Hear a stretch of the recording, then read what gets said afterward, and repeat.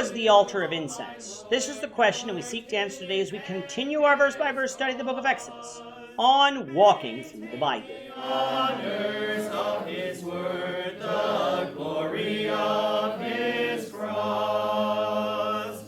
If you have a Bible with you, turn to Exodus 30. We're going to be reading from verses 1 to 10. If you don't have a Bible, don't worry. Just follow along with us on the screen. The version that we'll be reading from is the New King James Version. So, Exodus 30, beginning at verse 1. You shall make an altar to burn incense on. You shall make it of acacia wood. A cubit shall be its length, and a cubit its width. It shall be square, and 2 cubits shall be its height. Its horns shall be of one piece with it. And you shall overlay its top, its sides all around, and its horns with pure gold. And you shall make for it a molding of gold all around. 2 gold rings you shall make for it, under the molding on both its sides. You shall place them on its 2 sides, and they will be holders for the poles with which to bear it. You shall make the poles of acacia wood and overlay them with gold. And you shall put it before the veil that is before the ark of the testimony, before the mercy seat that is over the testimony, where I will meet with you. Aaron shall burn on it sweet incense every morning. When he tends the lamps, he shall burn incense on it. And when Aaron lights the lamps at twilight, he shall burn incense on it, a perpetual incense before the Lord throughout your generations. You shall not offer strange incense on it, or a burnt offering, or a grain offering, nor shall you pour a drink offering on it. And Aaron shall make atonement upon its horns once a year with the blood of the sin offering of atonement. Once a year he shall make atonement upon it throughout your generations. It is most holy to the Lord. In chapter 30, we still have Moses on Mount Sinai receiving instructions from the Lord. He has received instructions on how to build the Ark of the Covenant, including the mercy seat, the table of showbread, the golden lampstand, and the altar of burnt offering. He received instructions on how to build the tabernacle and the court of the tabernacle, including where to place the holy items. The tabernacle itself would be divided into 2 parts by a veil, the holy place in front of the veil where the golden lampstand and the table of showbread would be, and the most holy place behind the veil where the Ark of the Covenant and the mercy seat would be. The most holy place, we will find, would only be entered into on 1 day a year, and even then only by the high priest. Moses also received instructions on what the priestly garments would look like, how to consecrate the priests, and the daily sacrifices that were to be offered.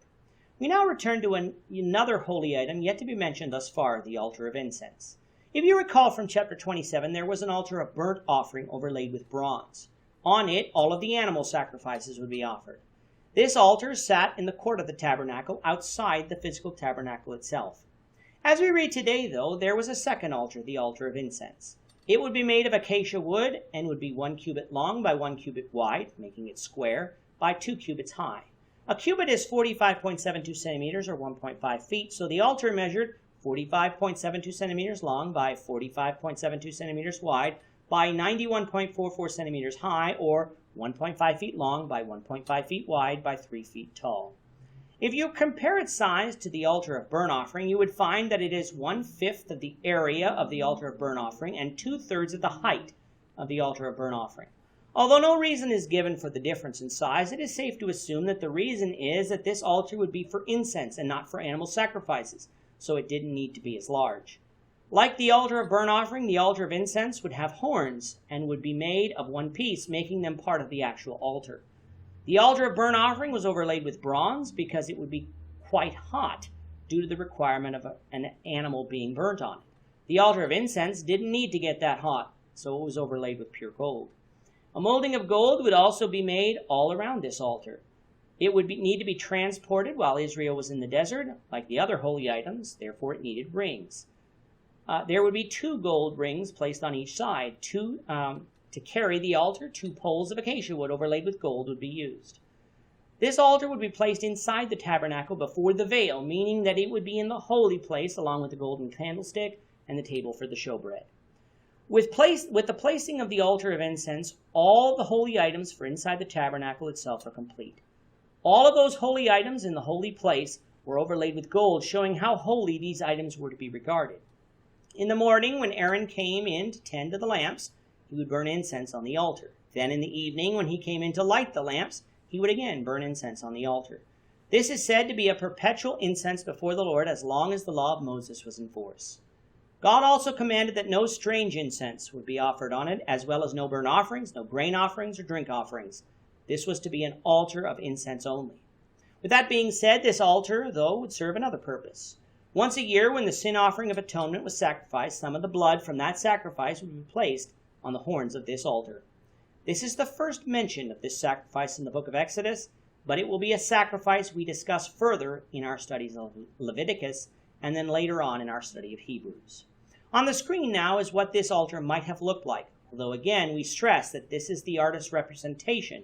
The actual altar may have looked different. With that, our time is up for today. The Lord willing, we hope you'll join us for tomorrow's discussion of Exodus chapter 30, verses 11 to 16, as we continue our walk through the Bible, one verse at a time. I'm not ashamed. Thank you for watching today's episode. We hope that you found it edifying and ask that you not only subscribe to our channel and podcast, but that you like and share this episode among your friends, so that the saving gospel of Jesus Christ can go out to the whole world. Of his